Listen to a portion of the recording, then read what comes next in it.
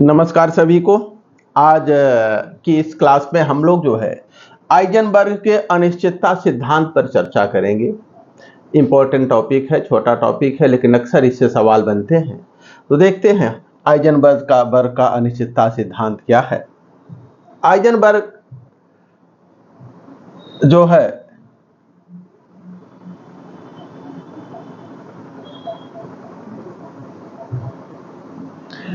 Heisenberg का अनिश्चितता सिद्धांत की उत्पत्ति यानी यह अनिश्चितता तब आती है जब हम किसी पार्टिकल में तरंग का स्वभाव देखने लगते हैं। किसी पार्टिकल में तरंग के स्वभाव के प्रकट होने के साथ ही उसमें यह अनिश्चितता आ जाती है। अर्थात हम कहें कि जो अनिश्चितता है हाइजेनबर्ग की, यह पदार्थ का अंतर्निहित गुण है, इसे हम कभी दूर नहीं कर सकते हैं। लेकिन सबसे पहले देखते हैं कि अनिश्चितता सिद्धांत क्या कहता है, हाइजेनबर्ग का अनिश्चितता सिद्धांत है क्या, फिर आगे उसके अन्य पक्षों पर चर्चा करते हैं। देखिए, अनिश्चितता सिद्धांत क्या कहता है। इनका कहना है कि इलेक्ट्रॉन अथवा इलेक्ट्रॉन जैसे अन्य अतिसूक्ष्म कण की स्थिति और संवेग का एक साथ सही निर्धारण संभव नहीं है। इनका कहना है कि यदि हम किसी अत्यंत छोटे कण की स्थिति का सही निर्धारण करते हैं तो उसके संवेग में अनिश्चितता आ जाएगी, और यदि हम संवेग का सही निर्धारण करते हैं तो उसकी स्थिति में अनिश्चितता आ जाएगी। और दोनों को हम एक साथ अगर निर्धारित करना चाहें तो स्थिति और संवेग का, अत्यंत छोटे कण की स्थिति तथा संवेग का एक साथ यथार्थ निर्धारण संभव नहीं है। ठीक है, यदि हम स्थिति का सही निर्धारण करें तो संवेग में अनिश्चितता आ जाएगी, और यदि संवेग का सही निर्धारण करें तब स्थिति में अनिश्चितता आ जाती है। देखिए, यदि स्थिति की अनिश्चितता डेल्टा एक्स हो और संवेग की अनिश्चितता डेल्टा पी हो तो दोनों अनिश्चितताओं का गुणनफल या तो ज्यादा होगा या बराबर होगा h/2 पाई से, इससे कम नहीं किया जा सकता, और इसको हम हाइजेनबर्ग का अनिश्चितता गुणनफल कहते हैं, हाइजेनबर्ग का अनसर्टेनिटी प्रोडक्ट। तो फिर से ध्यान दें, हाइजेनबर्ग का कहना है कि इलेक्ट्रॉन जैसे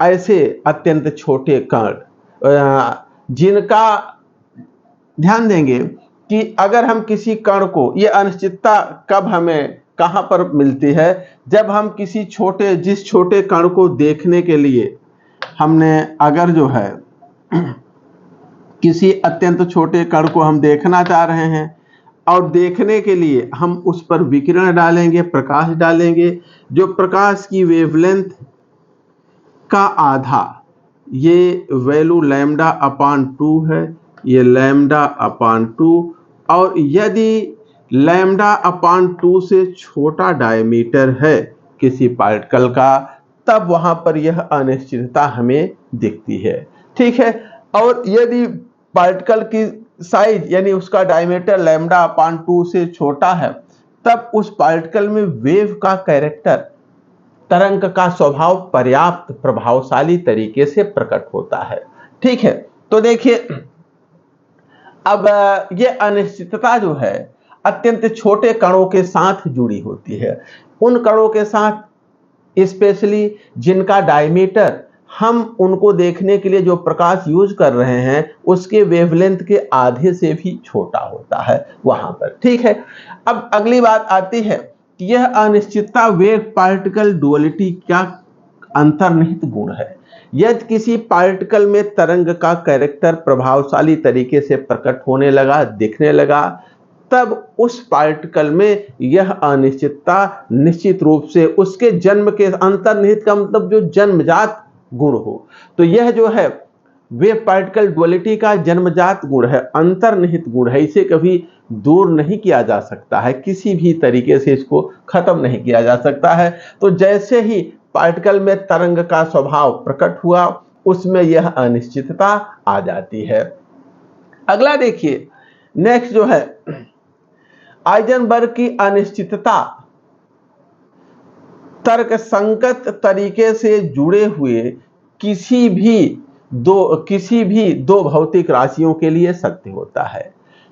फिर से ध्यान दें, यह जो अनिश्चितता है हाइजेनबर्ग की, अर्थात किसी भी पार्टिकल की स्थिति और संवेग का एक साथ सही निर्धारण संभव नहीं है। ये ध्यान देंगे, ये उन्हीं पार्टिकल के लिए है जहां पर तरंग स्वरूप प्रभावशाली तरीके से प्रकट होता है। बहुत बड़े पार्टिकल के लिए नहीं, अत्यंत छोटे पार्टिकल के लिए, जिनमें वेव कैरेक्टर अपीयर हो जाता है प्रभावशाली तरीके से, अर्थात इलेक्ट्रॉन हो या अन्य अति सूक्ष्म कण हो। ध्यान देंगे, जो हाइजेनबर्ग का अनिश्चितता सिद्धांत है यह सार्वभौमिक है, इसका कोई अपवाद नहीं है और नियम संगत तरीके से संबद्ध किन्हीं भी दो भौतिक राशियों के लिए यह सत्य होता है। ठीक है, किसी भी दो भौतिक राशियों के लिए सत्य होता है, इसका कोई अपवाद नहीं होता है। तो एक बार फिर से देखें, हाइजेनबर्ग का अनिश्चितता सिद्धांत यह सार्वभौमिक है, यह पार्टिकल के वेव कैरेक्टर का अंतर्निहित गुण है। यदि किसी कण में तरंग का स्वभाव आ गया तो उस स्वभाव के साथ साथ यह अनिश्चितता भी आ जाती है और इसे हम कभी दूर नहीं कर सकते हैं, तथा किसी भी नियम संगत तर्क संगत तरीके से जुड़ी हुई किन्हीं भी दो भौतिक राशियों के लिए यह सत्य होता है। अगर हम देखें तो किसी भी पार्टिकल की स्थिति और संवेग की अनिश्चितता का गुणनफल इतना या उससे ज्यादा होगा। इसी तरीके से कहें, स्थिति और वेग की अनिश्चितता का गुणनफल इतना या इससे ज्यादा होगा। एनर्जी और टाइम की अनिश्चितता का गुणनफल, या इसी तरह से एंगुलर मोमेंटम या एंगल की अनिश्चितता का गुणनफल h/4π या उससे जो है अधिक ही होगा, इससे कभी कम नहीं हो सकता है। तो फिर से एक बार चर्चा कर देते हैं इस पर। और एक बार देखिए, हाइजेनबर्ग का कहना है कि अत्यंत छोटे कण जैसे इलेक्ट्रॉन, प्रोटॉन या अन्य अति सूक्ष्म कणों की स्थिति और संवेग का एक साथ सही निर्धारण संभव नहीं है।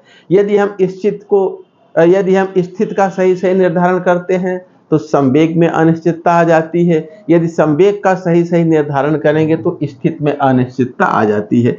यदि स्थिति की अनिश्चितता को हम शून्य कर दें तो संवेग की अनिश्चितता जो है ये अनंत तक पहुंच जाती है, और यदि हम संवेग की अनिश्चितता को शून्य कर दें तो स्थिति की अनिश्चितता अनंत को आ जाती है। अर्थात दोनों का एक साथ सही निर्धारण संभव नहीं है। अगला, यह जो है वेव पार्टिकल तरंग और कण की द्वैती प्रकृति का अंतर्निहित गुण है, इसको हम कभी दूर नहीं कर सकते हैं। दूसरा, यह जो है सार्वभौमिक नियम है, इसका कोई अपवाद नहीं है और नियम संगत तरीके से जुड़ी किन्हीं भी दो भौतिक राशियों के लिए सत्य है। इतने बातों को ध्यान रखिएगा। और एक प्रश्न और आता है कि जैसे यदि हम इलेक्ट्रॉन को नाभिक के अंदर ले जाएं, तो उसकी स्थिति की अनिश्चितता इतनी कम हो जाएगी कि संवेग की अनिश्चितता या वेग की अनिश्चितता बहुत बढ़ जाएगी। यदि हम किसी इलेक्ट्रॉन को नाभिक के अंदर ले जाएं, नाभिक बहुत ही छोटे साइज का है, तो उसके स्थिति की अनिश्चितता जब बहुत कम हो जाएगी, जब स्थिति की अनिश्चितता घटेगी तो वेग की अनिश्चितता बहुत बढ़ जाएगी, और वेग की अनिश्चितता में जो वृद्धि होगी वो प्रकाश के वेग से भी अधिक हो जाएगी। इस प्रकार से हम कह सकते हैं कि हम किसी इलेक्ट्रॉन को नाभिक के अंदर नहीं रख सकते, इलेक्ट्रॉन का नाभिक के अंदर रहना संभव नहीं हो पाता है। तो ये रहे हाइजेनबर्ग के अनिश्चितता सिद्धांत से जुड़े कुछ महत्वपूर्ण बिंदु, इनको हम तैयार रखेंगे। इन पे प्रश्न पूछे जाते हैं, और यदि इतना ज्यादातर एक प्रश्न इस पे ये अक्सर पूछा जाता है, ध्यान दीजिए कि जो है जैसे पूछा गया delta x delta p equal to या ग्रेटर देन h/2π, या delta x delta p equal to या ग्रेटर देन h/4π। तो एग्जाम के समय हम बड़ा कंफ्यूजन में आ जाते हैं कि यार ये h/2 होता है कि h/4 होता है। ये बात अक्सर कंफ्यूजन उत्पन्न कर देता है। तो ध्यान देंगे कि ये h/4 कैसे याद रखेंगे। इधर देखिए 4 खंड हैं, डेल्टा x और फिर इधर डेल्टा और p, 1 2 3 और 4 टुकड़े हैं, तो यहाँ पे भी 4 होगा, h/4 ये ध्यान देंगे। इस पर कभी भी h/2 नहीं, हमेशा h/4 को दिमाग में रखेंगे। ये अक्सर कंफ्यूजन हो जाता है एग्जाम के समय, क्योंकि वहां बहुत ज्यादा दबाव रहता है, तो इसको हम ध्यान रखेंगे। चलिए इसी के साथ अनिश्चितता सिद्धांत को समाप्त करते हैं और यहाँ से जो है आगे नेक्स्ट कल क्लास में